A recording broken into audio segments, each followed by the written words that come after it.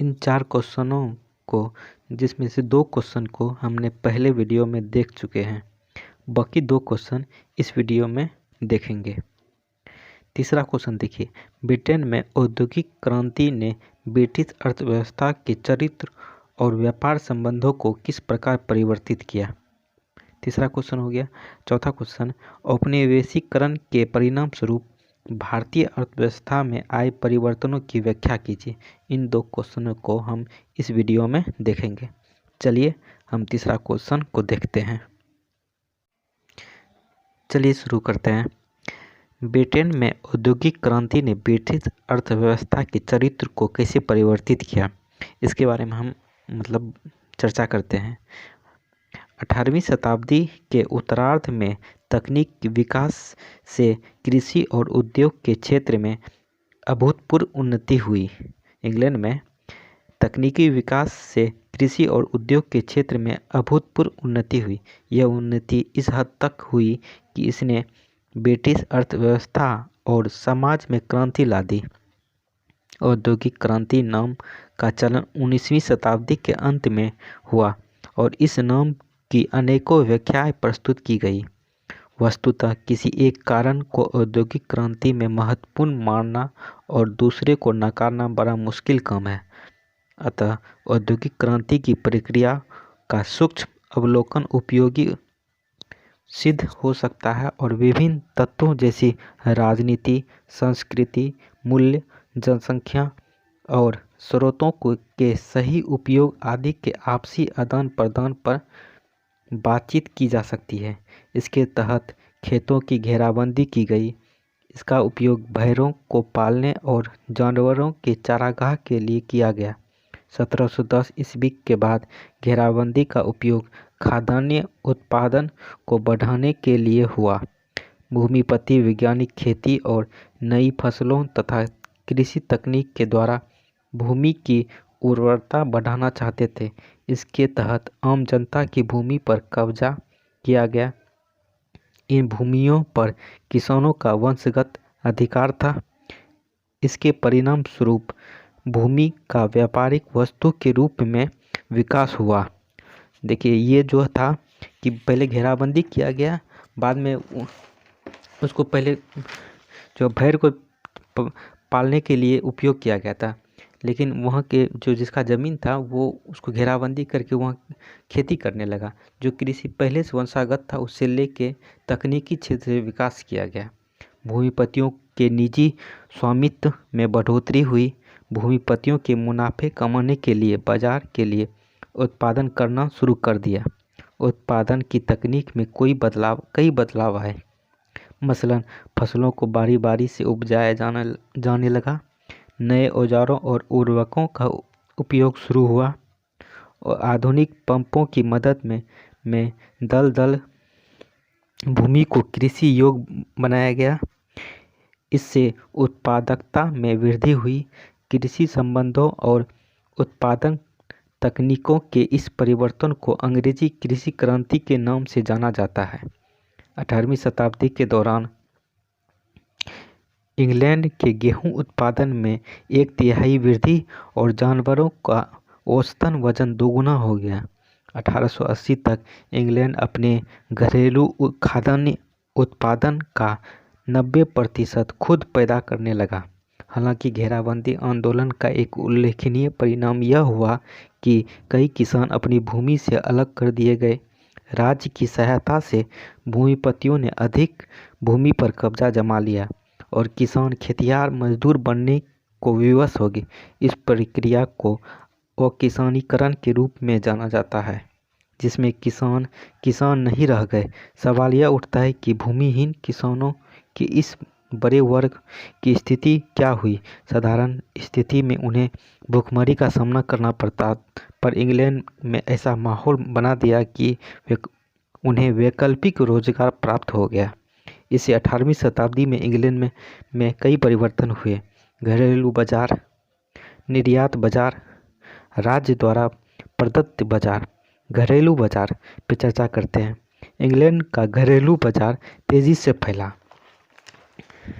इसके कई कारण थे। अकिसानीकरण और किसानीकरण से अधिक किसान मजदूर बनने के लिए बाध्य हुआ।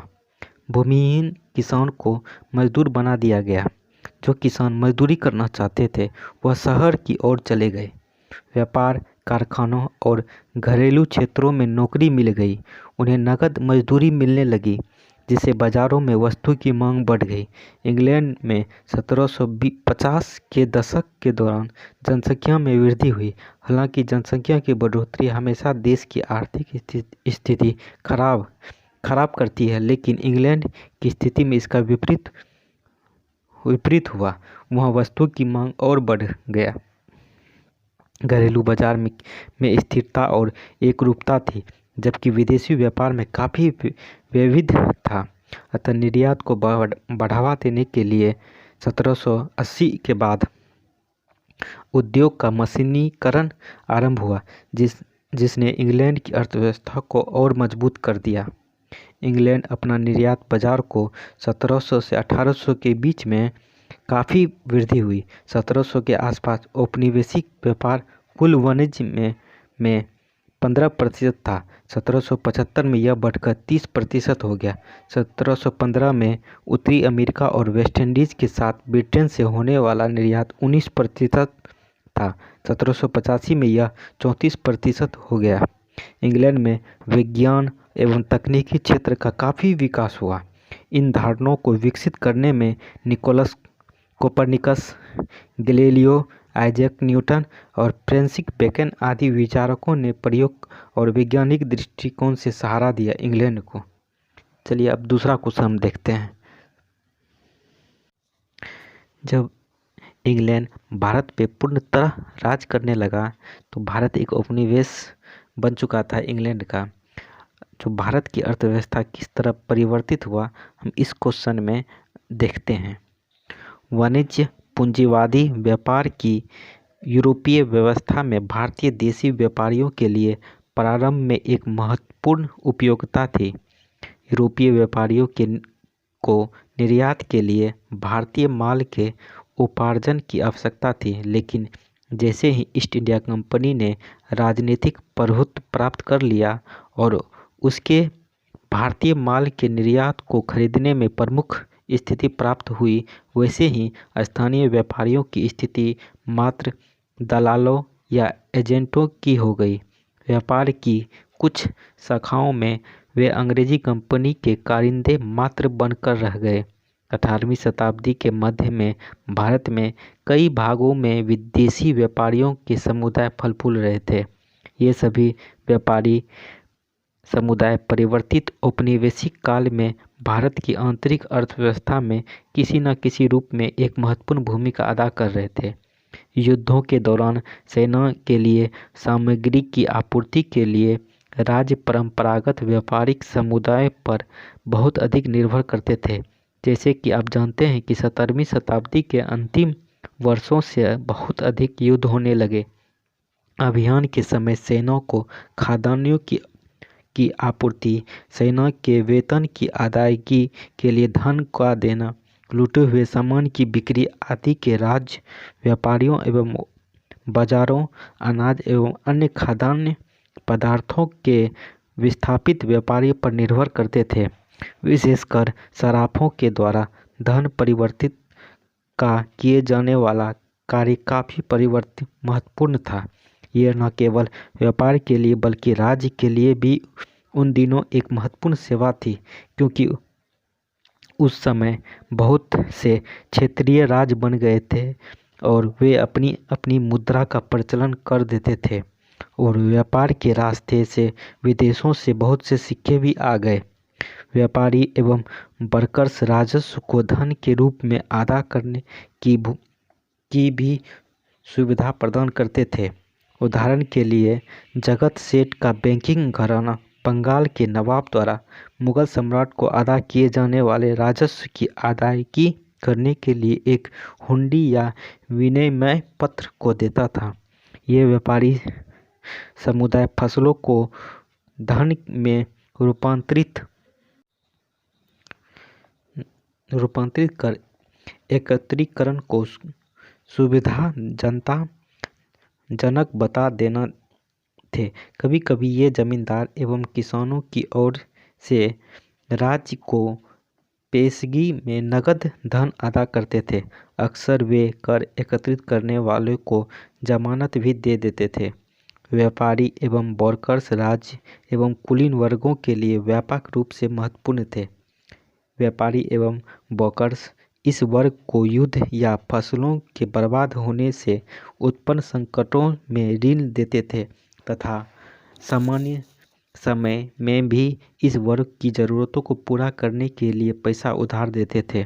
जहां एक और यह सत्य है कि भारतीय व्यापारियों पर विदेशी पूंजी का प्रभुत्व कायम हो गया था, वहीं दूसरी ओर कुछ ऐसे क्षेत्र भी बचे रहे जिनमें भारतीय व्यापारियों ने अपना व्यापार का प्रसार किया एवं पूंजी का संचयन भी, जैसे कि मुंबई प्रांत से अलग पश्चिमी भारत की देशी रियासतों में कपास एवं अफीम का काफ़ी उत्पादन होने लगा था और रियासतों के इन दोनों कृषि उत्पादनों में भारतीय व्यापारियों का वर्चस्व बना रहा, जिससे कि भारतीय व्यापारियों ने काफ़ी बड़ी मात्रा में पूंजी का संचयन किया।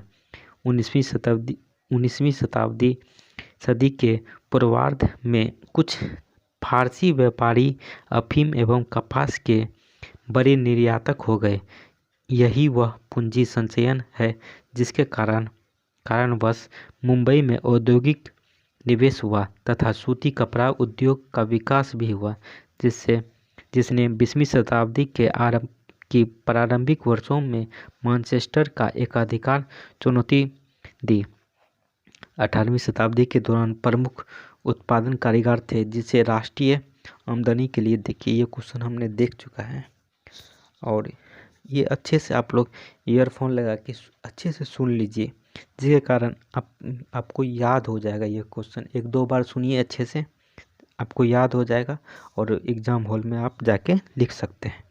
यदि आपको ये वीडियो अच्छा लगा होगा तो आप मेरे चैनल को सब्सक्राइब कर दें और बेल आइकन का घंटा बजा दें ताकि आने वाली वीडियो का नोटिफिकेशन आप तक पहुंच सके।